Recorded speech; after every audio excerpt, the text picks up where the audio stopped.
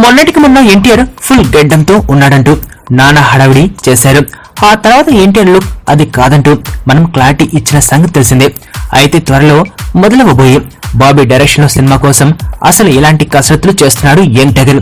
ఓ రకంగా చూస్తే ఇంకా ఎటువంటి ప్రిపరేషన్ చేయట్లేదని చెప్పాలి. అదిగో ఈ రోజు ఉదయం తన సొంత పని మీద ఒక ప్రైవేట్ జెట్ లో రాజమండ్రి వచ్చాడు ఎన్టీఆర్. తన వైఫ్ తో కలిసి అక్కడికి చేరుకున్నాడు.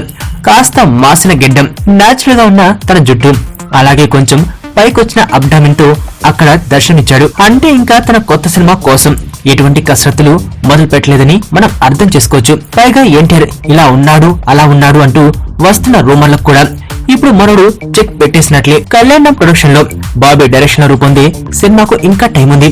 సంక్రాంతి తర్వాత ముహూర్తం ఈవెంట్ జరిగినా కూడా సినిమా షూటింగ్ మాత్రం ఫిబ్రవరి నుండి మొదలు పెడతారట.